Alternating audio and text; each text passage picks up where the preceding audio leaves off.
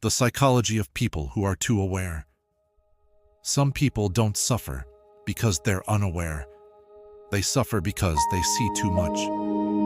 They notice the shift in tone before anyone says a word. They feel the energy change in a room instantly. They catch what was implied, not just what was said. And the worst part is this: they don't just understand other people, they understand themselves painfully well. Being too aware isn't about intelligence. It's not about being observant. It's about living with multiple layers of perception running at the same time. You don't just experience reality. You watch yourself experiencing it. You notice your thoughts forming. You recognize emotional reactions before they fully hit. You see patterns as they're happening. Your mind doesn't stop at the moment. It zooms out. And once you live like that, there's no off switch.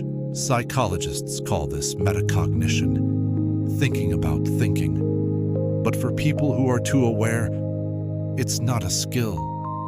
It's a constant state. There's a narrator in your head that never shuts up. Why did you say that? How did they interpret it?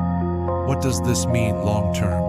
What does this say about you? You're not fully present in moments because part of you is always standing outside of them, analyzing everything in real time. That's why overly aware people struggle to relax. Presence requires a bit of ignorance, and they don't have that luxury. Here's something most people don't realize. Awareness costs energy. Every micro-expression you register, every emotional undertone you decode, every internal reaction you monitor. Most people filter reality automatically. Highly aware people manually process everything. Over time, this creates a specific kind of exhaustion, not physical tiredness, not even emotional burnout. Mental fatigue from never being off duty. Your brain is always scanning, always interpreting, always connecting dots. That's why overly aware people often feel drained after social situations. Not because they hate people, but because their mind never stops working. Another consequence of high awareness is seeing motives clearly. You don't just see what people do, you see why they do it. Insecurity hidden behind confidence, kindness driven by approval, anger rooted in fear, control disguised as concern. And once you see motives clearly, you stop romanticizing behavior. You lose a certain innocence, not in a dramatic way, just quietly. You don't hate people, you understand them, and sometimes that understanding hurts more. But the hardest part isn't seeing others clearly. It's seeing yourself clearly. Highly aware people recognize their own defense mechanisms, their emotional triggers, their avoidance patterns, their self-sabotage. They know when they're coping instead of healing. They know when they're lying to themselves. They know when they're choosing comfort over growth, which creates pressure, because denial is comforting, and they don't get to live there. They know better, and knowing better makes stagnation feel unbearable. This is where joy starts to suffer. Joy requires immersion. It requires losing yourself in the moment. But awareness keeps pulling you out. This won't last.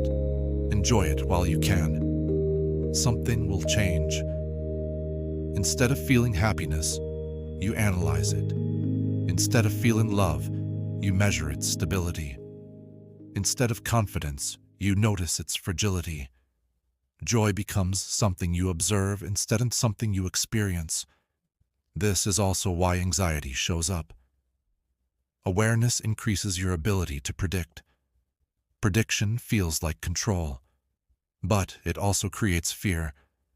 When your mind sees multiple futures at once, it prepares for the worst one, not because you're pessimistic, Because you're trained to anticipate. You live 5 steps ahead of reality, rehearsing outcomes that haven't happened. And anticipation without action becomes anxiety. Over time, this creates isolation, not because you're antisocial, but because very few people experience reality the way you do. When you talk about subtle dynamics, people say you're reading too much into it. When you explain emotional nuance, they say you're overthinking. So you start editing yourself. You simplify your thoughts. You stay quiet. You keep things surface level. Not because you lack depth, but because depth feels unwelcome. Now here's the truth most people miss. Awareness itself isn't the problem. Untrained awareness is. When awareness matures, it turns into emotional intelligence, clarity, empathy, self-control. The same perception that causes pain can become wisdom. The goal isn't to become less aware. It's to stop identifying with every thought you notice. Not every thought needs engagement. Not every insight needs action. Awareness is a tool, not your identity. When awareness is grounded, it becomes power instead of pressure. You see too much, think too deeply, and feel too intensely.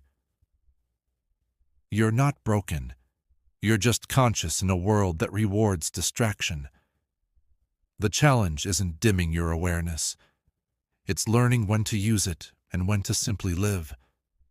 Because the same mind that overthinks pain is capable of understanding life at depths most people never reach. And that's not a curse. That's potential.